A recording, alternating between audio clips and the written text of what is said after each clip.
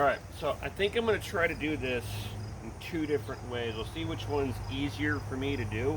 One, I'm going to try to just get the pot to kind of move a little bit to break up the dirt, and then see if I can just pull them out this way, or am I going to have to just dump the whole pot over by my compost area and then break the dirt up and pull the carrots out that way. So let's see here what's going to be the easiest route for me. I've never harvested carrots out of a bucket before, or a pot, period. So, and okay, yeah, we're gonna go over by the pot, by the compost. I'm just gonna dump this out. We're gonna crack the dirt open this way. Um, Definitely the carrots are hanging on. I can feel where they're at over here, where I can probably pull one of these. Yeah, I can pull one of them. So here we go. Got a nice little carrot right here with its nice little top. So, and this thing is pretty decent size, like double the size of what I got last year. So awesome. Looks like since I loosened up that first one, oh, we got a baby one. Looks like I can start grabbing these out. There we go. Okay, now that I loosened that first one out, now they're starting to all kind of do their thing. Here we go. Got some, got some bigger ones, got some smaller ones, and I think I'll start sizing them out. So that'll be the good pile.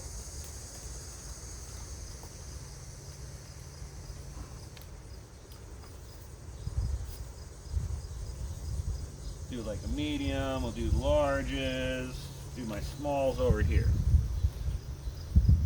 We'll see how well they grew. Got some small ones here, and some mediums.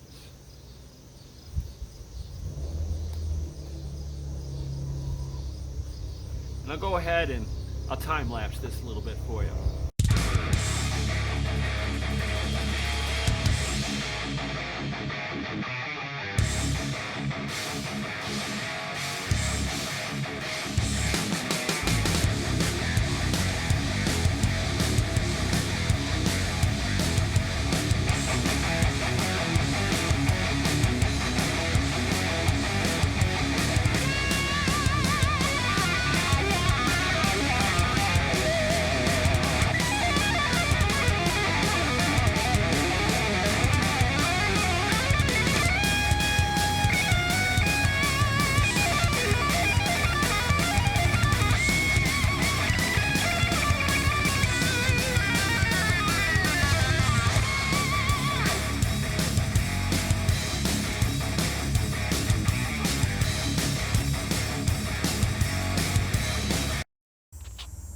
All right, so here we have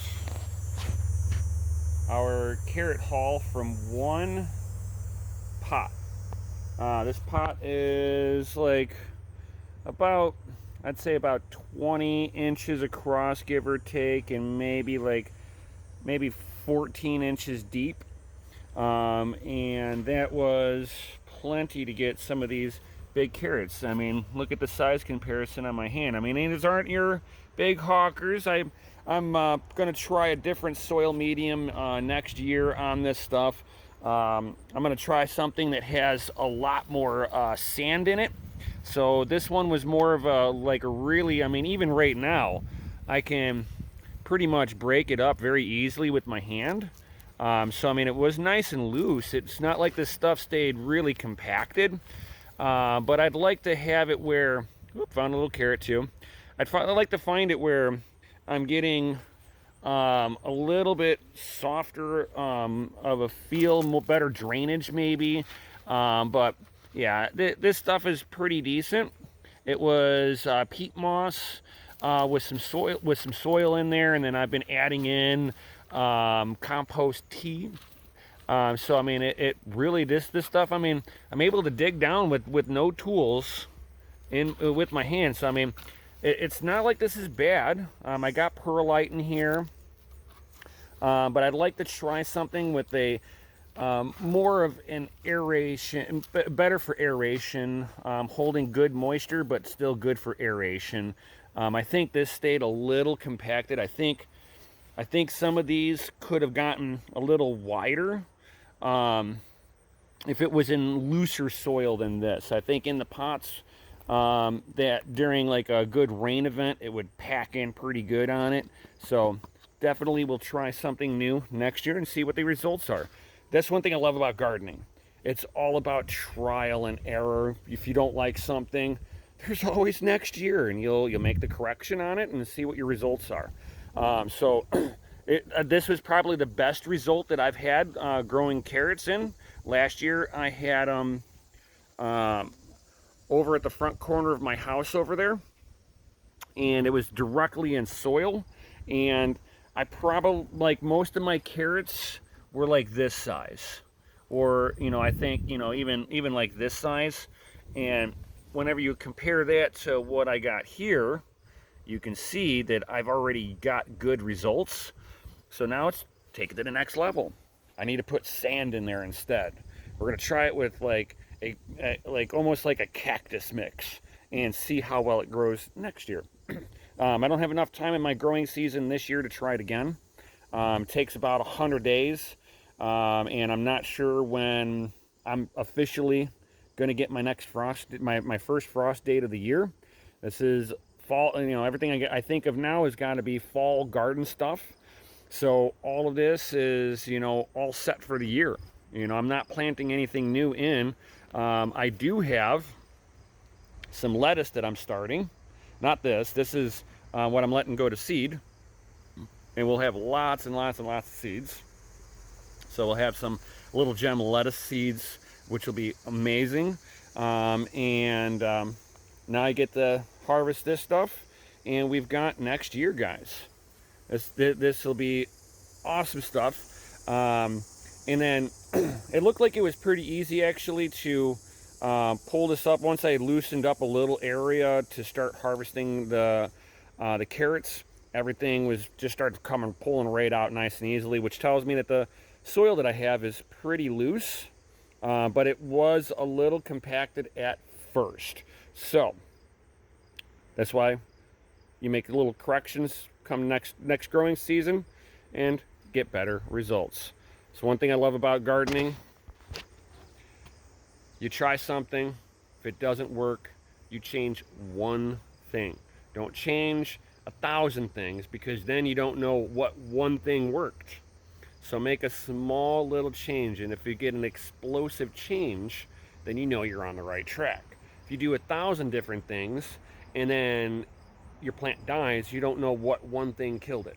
So always do just one change per season, and then just kind of see how the plant reacted to that singular change. I know that with carrots, the looser the soil, the bigger the carrot, the deeper the taproot will go.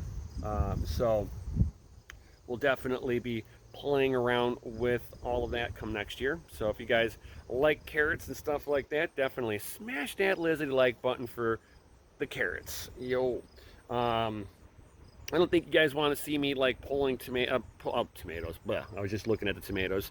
I don't think you guys want to see me pulling carrots, bucket, dumping a bucket over and cracking it open. That's like watching paint dry. I'm sure you guys kind of get the gist of how to pull a carrot out. And yeah, if you guys found this awesome, definitely smash that like button. You guys have watched this garden form its way out, to what it is today. You saw at the beginning of the season, whenever I was first planting this stuff, all the way to harvest. You guys can all do the same thing. There's no reason that you two can't be growing at home. You got a sunny window in an apartment, gotcha. If you ain't got any sunny windows because you're on the wrong side of the apartment building, that's fine too. You're just gonna have to spend a little money for indoor lights. It happens. But if you want to take control of your food sovereignty and not rely on big agriculture that's poisoning the food supplies with non-nutritional foods being sold at a box office, big box store, which, profits above all else, so they don't care what they're selling in there if somebody's willing to buy it, and the laws don't say that they can't sell it, right? I'm sorry, but anything with seed oils or high fructose corn syrup or just corn syrup in general, that shit should not be in food supplies. That is like the worst stuff for your body. You want to know why we have people with so many different ailments? Look at what they're consuming, because they're not eating food, they're consuming products. And with that being said, guys, thank you all for being here. Smash that like button, subscribe, hit the bell notification, all that good stuff. And like always, may your thumbs always be green. I'll see you on the next one.